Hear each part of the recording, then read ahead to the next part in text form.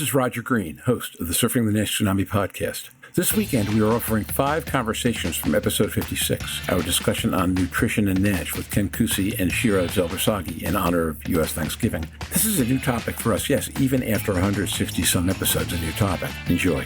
This conversation starts with Ken Cusi continuing to discuss his belief that U.S. insurance companies need to support integrated solutions better than they do today. Louise Campbell asks Ken whether he believes things will change when new anti-NASH drugs are approved. And Ken says that in his dealings with insurance companies over the years, they have always seen obesity management as an expense, not an investment, in large part since it's a long-term health risk and they are likely to lose patients within 2 years. He notes this is not only the U.S. that, in his view, none of the Western democracies invest in fighting obesity and its sequelae. I asked Shira Zelber-Sagi about what she sees as the value of apps and digital interventions. She says they can be helpful tools for many people, but cannot replace human contact. Ken agrees, and elaborates that an app can create momentum, but that several months later, motivation generally starts to wane, and in those moments, he states, human intervention and encouragement are pivotal. When dietitians do not provide motivation and emotional support, he says, patients sometimes complain to him that, hey, I could simply have gone to an app instead. Jörn Schattenberg returns to the idea he expressed earlier that patients need to develop a habit of regular dietitian visits and says he might actually adopt Shira's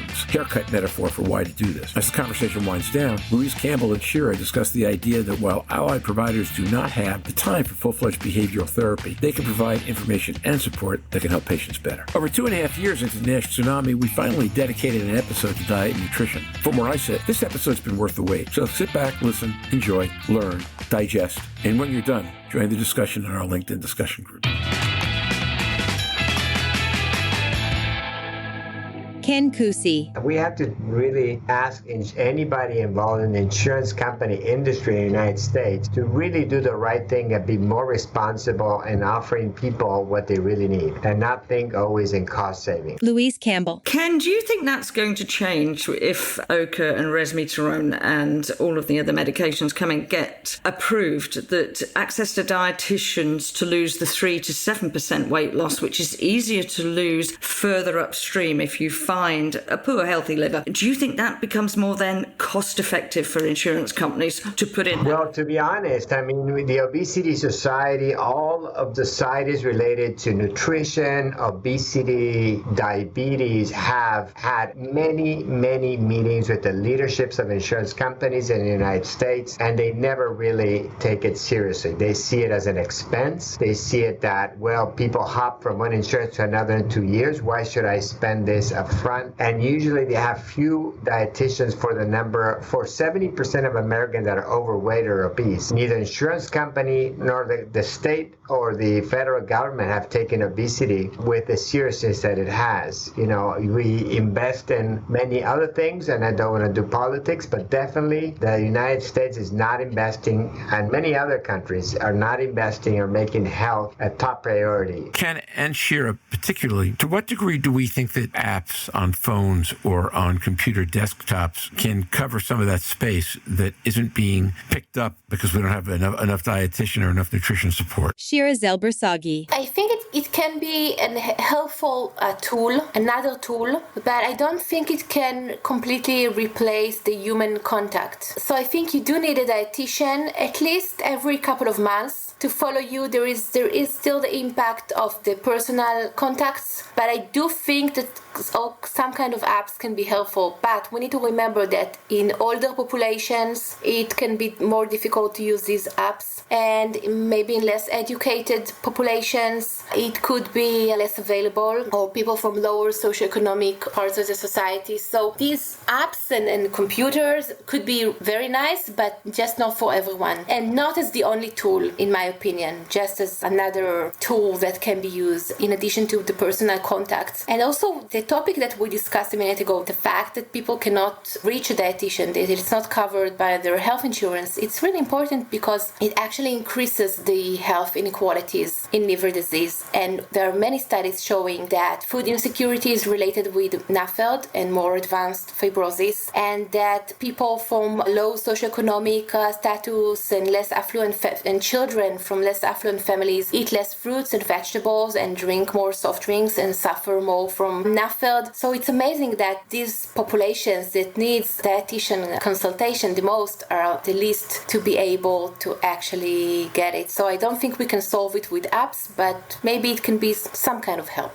Yeah, I like Shira as an optimist. If any patient in the audience is using an app and it's helping, definitely that's a great support. In general, apps have shown that they get some feedback. People get excited the first few months and then they drop out after 6 months or so, the excitement. And again, nobody can replace the human interaction and the human feedback. I mean, psychotherapists, as nutritionists, that chemistry is what really cures the patient. I'm sure if I had a dietitian like Shira to send my patients, I mean, we would have resolved NASH in the United States long ago. And it also works the other way around. I mean, sometimes the dietitian just hands them paper and information, but there's very little compassion, if you want to put it in a way. They come to me angry, I just wasted my time, I could have gone to the internet to get all this stuff. So the human factor is not replaceable. But you have a good point, I mean, Roger, could it help? Yes, but I don't think it's going to be decisive in turning the tide. Jörn Schattenberg. So in the end, it comes down to multiple aspects. And, Shira called for the repetitive haircut type of dietitian advice. I think I'm going to pick this up for my clinic too. I agree with Ken that the interaction at a human level, looking in the eye and focusing on the clinician or the dietitian is not replaceable by any tools. But as with other things we've discussed, I think there are many puzzles that can be put together. It's just not one straight shot and not so easy in the first round. I want to bring up something. As physicians, when you meet the patients, so you can't do really behavioral therapy. You can't start because you don't have time for it. The time that I devote to the patients in the hospital clinic, it's about 30 to 40 minutes per visit. Okay, it's a lot of time.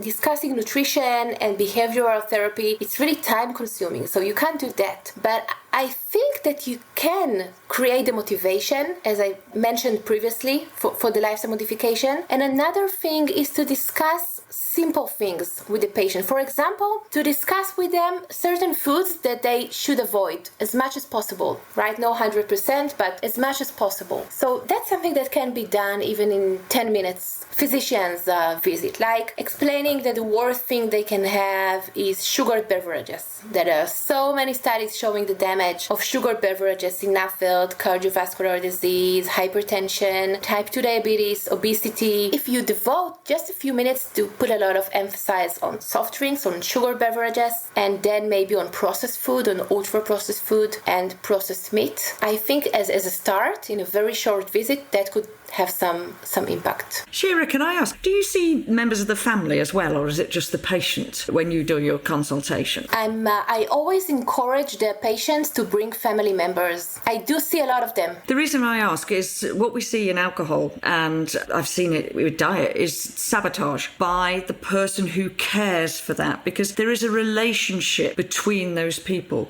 particularly in alcohol. If you change the dynamic of the person who's dependent, you change the style of relationship that they have with their partner. Now that puts that as a threat. And if you are the partner who is controlling the purchase of the alcohol, the food, by putting it in the house, the sabotage comes in because you lose your power. And how much does that interfere or prevent people? And how much time do you get to even spend on that type of sabotage that goes on? So I do get to see this sabotage from time to time. It's not very common, I must say, because most family members are quite worried about the liver disease of their family member, and they do try to change the food in the house and so on. But there are indeed cases where the spouse or even parents or even grandparents sabotage the treatment, and then you need to very quickly recognize that and not to involve this family member, or to have a discussion with him and to explain to him the implications of this sabotage. But I must say it's not very common, but yes, I do know what you mean, and I see it from time to time. The amazing thing is that I